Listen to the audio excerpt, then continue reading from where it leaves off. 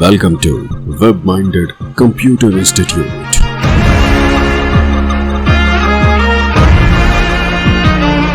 Then like, subscribe and share. इस session में हम बात करने वाले हैं बेसिक एप्लीकेशंस ऑफ कंप्यूटर, अर्थात कंप्यूटर का प्रयोग कहाँ कहाँ किया जाता है।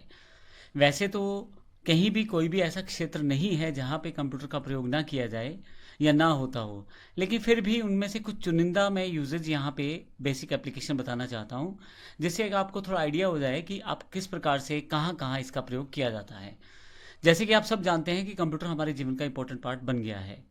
कंप्यूटर का यूज़ आज हर व्यक्ति करता है, चाहे वो बिजनेस करता हो चाहे जॉब करता हो।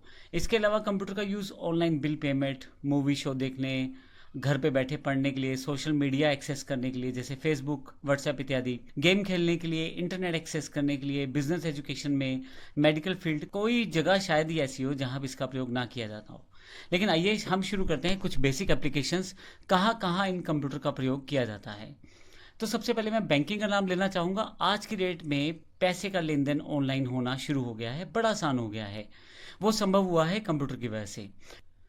बैंकिंग इंडस्ट्री ने बड़े बड़े सर्वर बना दिए जिसमें आपका डेटा सेव रहता है। आप अपने मोबाइल से ही इवन उन डेटा को प्रयोग कर सकते हैं, एक अकाउंट से दूसरे अकाउंट में पैसा ट्रांसफ़र कर सकते हैं। अब कंप्यूटर का यूज़ एज अ सर्वर यहाँ बड़ा इंपॉर्टेंट है। यदि आप एटीएम मशीन पे चले जाएं तो एटीएम मशीन में एक छोटा सा कंप्यूटर लगा होता है जिसमें से वो कैलकुलेशंस करता है, आपके अकाउंट को चेक करता है और देखता है आपके खाते में बैलेंस है, अगर है तो आपको पेमेंट निकालने देता है। ये सारी सुविधाएं तभी प्राप्त हुई हैं जब हम लोग बैंकिंग में कंप्यूटर का इस्तेमाल कर रहे हैं। मैं आपको ये भी बता दूं कि डिपॉजिट करने के लिए, विड्रॉल करने के लिए, इवन आपके जो कैलकुलेशंस करने के लिए इंटरेस्ट की, आपने कहीं पैसा जमा करवाया है, 5 साल बाद कितना होगा, 2 साल बाद कितना होगा, सारी जानकारी कंप्यूटर के द्वारा दी जाती है। तो इस तरह से इतनी मुश्किल इन्फॉर्मेशन जो है वो बड़ी आसान कर दी कंप्यूटर ने सेव करने के लिए। किसी भी तरह के बैंकिंग सेगमेंट हो वहाँ पे आप इस कंप्यूटर का प्रयोग देख सकते हैं। आप किसी बैंक में चले जाए, सभी कर्मचारियों के पास एक कंप्यूटर रहता है। यदि आप एटीएम मशीन में चले जाए तो वहाँ पे कंप्यूटर का इस्तेमाल होता है। सर्वर में कंप्यूटर लगे होते हैं और आपको बड़ा आसान सा इंटरफेस आजकल मोबाइल एप्लीकेशंस दे दी जहाँ से आप अपनी ट्रांजेक्शन को बड़ी आसानी से कर सकते हैं। और जब आप रिक्वेस्ट करते हैं अपने खाते के बैलेंस के लिए तो ये रिक्वेस्ट भी बैंकिंग में दिए गए बैंक सर्वर के पास जाती है और आपका बैलेंस आपको दिखाया जाता है कुछ सेकंड्स के साथ ही। तो ये बड़ा इंपॉर्टेंट यूजेज हो जाता है बैंकिंग में कंप्यूटर का। एंटरटेनमेंट, जैसा कि आप जानते हैं आज का युग जो है वो हमारा एंटरटेनमेंट, जैसा कि आप जानते हैं आज का युग कंप्यूटर का युग है, मोबाइल का युग है। तो यहाँ पे एंटरटेनमेंट का एक बड़ा सिंपल सा माध्यम बन गया है कंप्यूटर, क्योंकि जैसे मैंने आपको पहले पीछे फीचर्स में भी बताया था, कंप्यूटर में एक साथ आप कई काम कर सकते हैं। आप नीचे की तरफ आप साथ साथ वर्ड में टाइप भी कर सकते हैं, साथ साथ गाने भी सुन सकते हैं, आपका काम और आसान हो जाता है। आप मूवीज़ भी देख सकते हैं अपने लैपटॉप पीसीज पे, आप गेम्स भी खेल सकते हैं और आप सॉन्ग्स भी सुन सकते हैं। तो कितना बेहतर कर दिया है कंप्यूटर ने आपकी चीज़ों को। आप अगर डीजे इंडस्ट्री को देखें तो सारा का सारा डीजे इंडस्ट्री कंप्यूटर बेस्ड है। वहाँ एक लैपटॉप का इस्तेमाल होता है और स्पीकर्स का इस्तेमाल होता है। इसके अतिरिक्त वो जो लाइटिंग का सेगमेंट होता है उसमें भी एनिमेशन कंप्यूटर के द्वारा ही दी जाती है। तो इस तरह से एक एंटरटेनमेंट सेगमेंट में बड़ा इंपॉर्टेंट हो गया है कंप्यूटर का प्रयोग होना। इसके अतिरिक्त यदि आप ऐप्स में या आप सोशल मीडिया में दी जाने वाली या दिखाई जाने वाली ग्राफिक्स या एनिमेशंस को देखें तो वो भी कंप्यूटर के द्वारा ही बनाई जाती हैं। आपके पास मोबाइल में यदि आपने कुछ कैप्चर किया है उसे कंप्यूटर में लाके आप उसको फिर से एडिटिंग कर सकते हैं, कुछ जोड़ सकते हैं, कुछ घटा सकते हैं। ये सब चीज़ें भी कंप्यूटर के द्वारा संभव है। आप जानते होंगे बच्चों की जो मूवीज़ बनती हैं, कार्टून मूवीज़ हैं या एनिमेशन मूवीज़ हैं, वो भी कंप्यूटर के द्वारा ही संभव हो पाई हैं, क्योंकि इतने बेहतर एडिटिंग सॉफ्टवेयर हैं कि आप बड़ी जल्दी से 3D लेवल और 4D लेवल तक बड़ी आसानी से आप एडिटिंग कर पाते हैं। और जब आप उस मूवी को देखें तो आपको लगेगा ही नहीं कि ये कोई एनिमेटेड मूवी है या फिक्शनल मूवी है या एक इमेजिनरी मूवी है। बिल्कुल ऐसा लगेगा आपने रियल मूवी देखा है। ये सब कुछ कंप्यूटर के द्वारा संभव हुआ है। इसके लिए कई तरह के सॉफ्टवेयर इस्तेमाल किए जाते हैं जो हम लोग आने वाले सेशंस में जानकारी भी लेंगे। अगर कोई बिजनेस की बात करें जो कंप्यूटर से छूता हो तो शायद मुझे नहीं याद आता कोई बिजनेस ऐसा जो कंप्यूटर से छूता रह गया हो।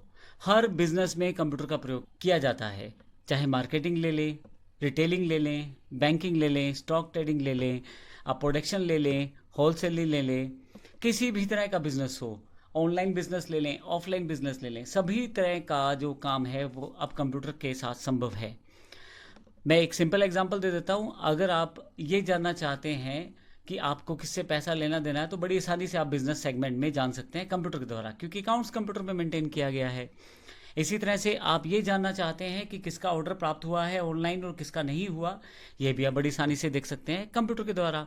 तो बिजनेस में कंप्यूटर एक बड़ा अहम अंग बन गया है। उसके बिना काम करना बड़ा मुश्किल हो गया है कंप्यूटर के साथ। उसके बिना काम करना बड़ा टिपिकल हो गया है। कंप्यूटर ने बहुत मुश्किल काम बड़े आसान कर दिए हैं। आपको कहीं भी आना जाना नहीं है।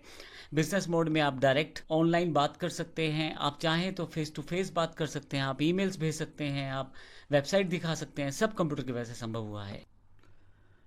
कंप्यूटर का जो सबसे इम्पोर्टेंट एक और यूज़ है वो है डेटा प्रोसेसिंग के ऊपर। कंप्यूटर लार्ज स्केल पर डेटा प्रोसेसिंग बड़ी आसानी से कर सकता है। मैं एक एग्जांपल दे देता हूँ। जैसे मान लीजिए मुझे ये जानना है कि पिछले 10 साल में एक कंपनी ने सबसे ज़्यादा खर्च कहाँ किया, या मान लीजिए ये जानना है कि पिछले 10 साल में मेरी टोटल सेल पर डे जो रही उसका टोटल कितना रहा। तो कंप्यूटर ऐसी इन्फॉर्मेशन को कुछ ही सेकंड्स में कैलकुलेट करके मुझे दे देगा।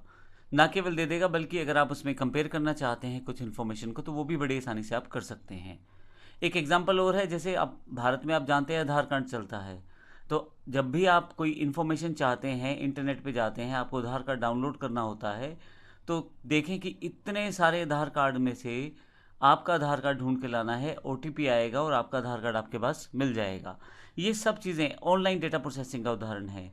तो इस तरह से पूरे के पूरे डेटा को एनालाइज करना और उसमें से इंफॉर्मेशन निकालना, ये जो डेटा प्रोसेसिंग का काम होता है, ये बड़ी आसानी से कंप्यूटर के द्वारा कर लिया जाता है। इसके अलावा कम्युनिकेशन में अगर आप बात करें तो 4G इवन 5G आ चुका है। कंप्यूटर टेक्नोलॉजी में कम्युनिकेशन में इंटरनेट का यूज़ बहुत ज़्यादा किया है। बेशक हम ज़्यादातर मोबाइल इस्तेमाल करते हैं, लेकिन बैकएंड पे इसके कंप्यूटर ही कार्य करता है।